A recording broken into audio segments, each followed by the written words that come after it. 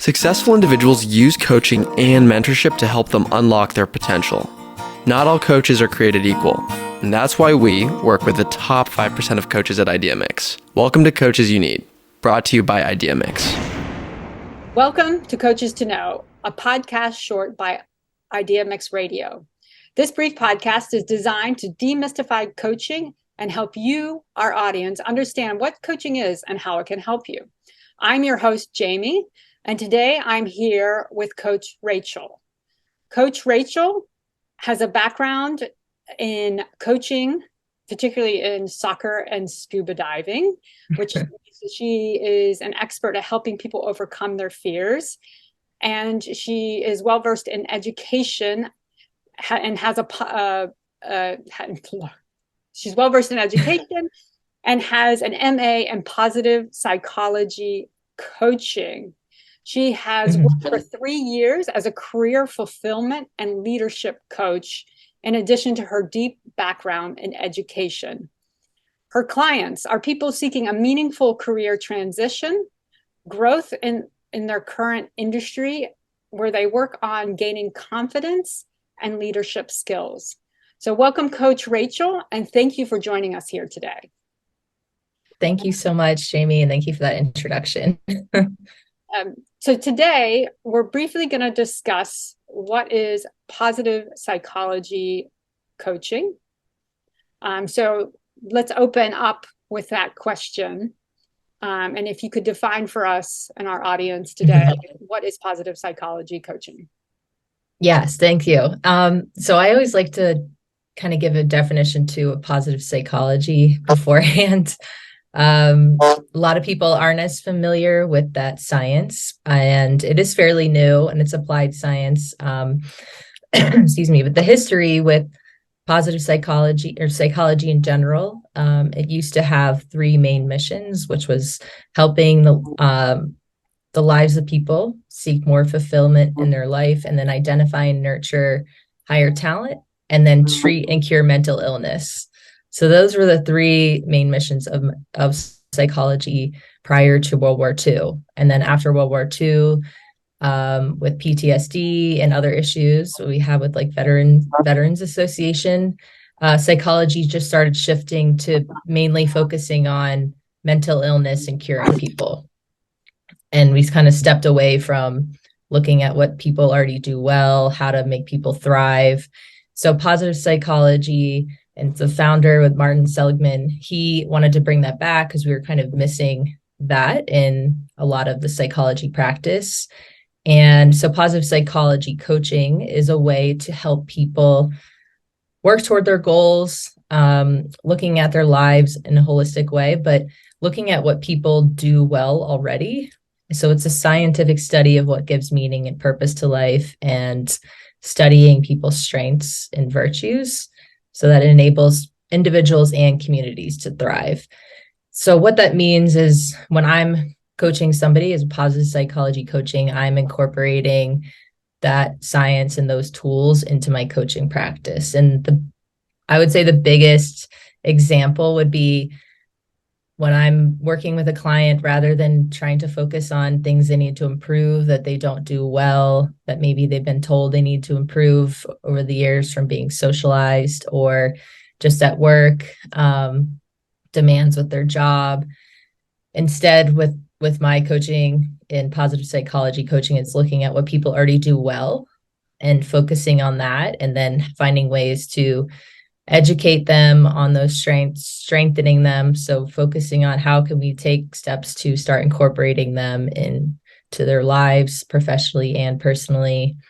And then positive psychology also focuses on things like gratitude, enriching positive emotions, aligning your goals, motives, and values, and then working toward goals that are important to you, but not just important, they're meaningful and satisfying.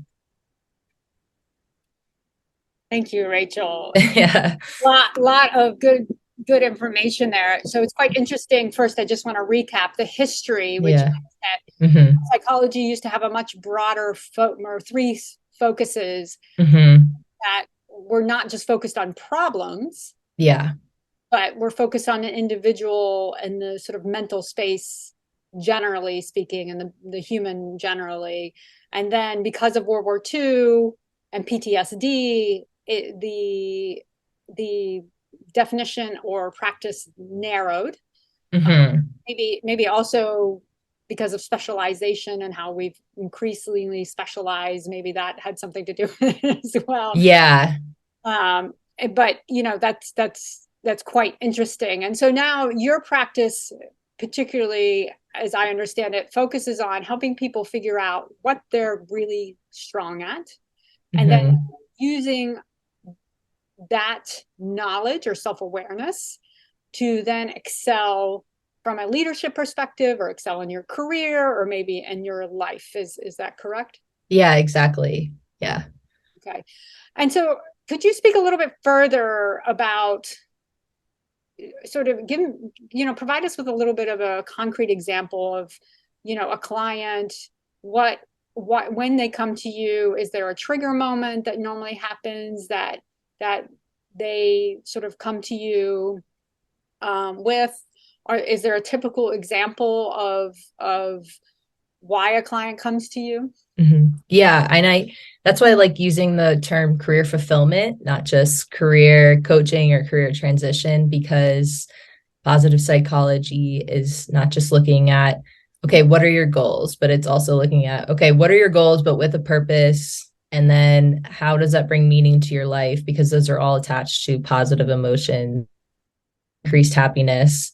And so a typical, somebody's coming to me, they're for a career change, but they're looking for, leveling up in their own career with leadership development, but they're looking for more meaning and purpose.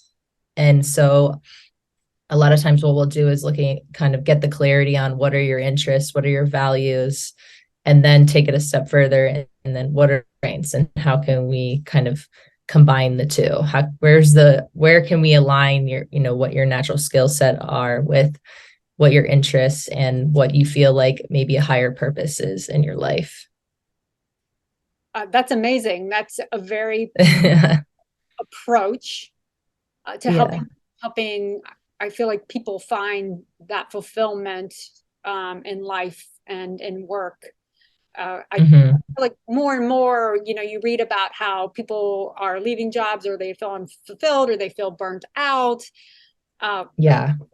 I believe a lot of that is connected to the fact that people, they work in a job, maybe they have goals without thinking about that additional layer of purpose, and which provides them with the meaning in working towards those goals. Mm-hmm. Yes, exactly. How long do you normally work with clients, and sort of how long does it usually take to refine, what the goals and purpose is for a client? Yeah. And I think it depends too on obviously what the client's end goal is. If they're looking to step up in a leadership position, a lot of times we do want to look at the strengths, because when we talk about strengths too, it's also a source of sustainable energy. So oftentimes when we feel burned out, when we feel like at the end of the day, we just don't feel satisfied or very tired and drained, it's often because we're working outside of our strengths. And so if you're stepping up in a leadership position, there's often going to be more demands, more hours potentially, and you really need to be operating with those natural strengths as much as you can so that you're getting that fuel. It's sort of like a sustainable energy that you can tap into. So that's kind of like what I like to say to people. And then the other aspect with people who are looking for career transitions, just how to look at, like I said before, how to align this with their interests. And then so for something like a leadership, I would say usually the sessions can be anywhere from 6 to 8 sessions, and then with career transition it might be a little longer. There's that time of, okay, maybe they want to change industries. Oftentimes people do kind of hitting a roadblock, they feel stuck, not satisfied. I think, and in particular with the pandemic, I had clients who it really was a time for self-reflection, I think, for a lot of us, but especially people who may have lost their jobs or were like, this is not what I want to be doing with my life. And so there's that added clarity piece. And so people who are looking for career change, it might be anywhere from 8 to 12 sessions, just so we kind of develop that clarity, the strengths aspect, the confidence piece, and then getting an action plan to help them move toward their goals. Because a career change can be a big change in your life. So not making it this quick process, really thinking about it, especially if people want to make it an intentional change or they want more satisfaction and fulfillment in their career. Yeah. I think that, change takes time, and retracing our mentality. Particularly, I would even say that, I personally grew up where, if you weren't good at something, you just tried harder to be good at it, right? And the whole mentality was work hard at the things you're not good at and you will get good at them. Sort of that was the formula, at least, when I was young. And I think that when you lean into your strengths and you use that, as you said, as the sustainable fuel, you can actually probably then accelerate change a little more quickly than if you're trying to be perfect at everything, right? Yeah, exactly. That's a great example. I think, like I was saying earlier, with being socialized, hey, you need to do this better, you need to do this better. And if it just doesn't feel like you, it's not who you are, and you're trying and trying. The science of positive psychology says actually you'll reach thriving and flourishing faster and more when you're operating in the things that come easy to you and that you enjoy. So that's kind of the basic definition of a strength, is something you enjoy doing that you are also good at naturally. Yeah, that's a very, very interesting. Just one final question before we wrap up today. One of the things that you had highlighted is that positive psychology coaching is directly connected to well-being, and I would love for you to unpack sort of that connection, which I think we've already done a bit, but more explicitly in our final question here. Yeah, so that's kind of the essence of positive psychology. It's to help increase positive emotions, and sense of meaning in people's lives, increase confidence, boost mood, increase happiness. So it's very overlapping with this idea of well-being coaching, or increased well-being in general. I like to think of it as, when people are making these changes, they're making it in a sustainable way that's looking at them holistically. So it's not just, okay, how can I get to my goals? It's not just how can I get to my goals, but am I going to enjoy those goals? Am I going to enjoy this process? And does this fit me well? Is this going to be something that I'm going to enjoy doing for a while? And for instance, one example, an exercise I might offer to a client is, rather than a gratitude journal, where you're writing down things you're thankful for, I always like to say that sometimes I mean, for me at least personally, can get old, because it sort of sometimes becomes repetitive, the same thing. What you can actually do is a different exercise, and at the end of each day, write 3 things that went well, and can be really simple, like someone complimented my hair, or I got a free cup of coffee, or things like that, because sometimes we tend to, at the end of the day, focus on, oh, this issue came up, this problem came up, like I didn't, this driver cut me off. And so if you can pick out those 3 things, and I suggest to people, try it for a week and see if you notice any changes. And that kind of thing can, again, boost your mood, emotions. And then the other piece with the career fulfillment coaching, and the coaching that I like to do, is helping people find, I think a lot of people are yearning for this sense of purpose and meaning in their lives. And if anyone's read the book, Man's Search for Meaning, by Frankl, excuse me,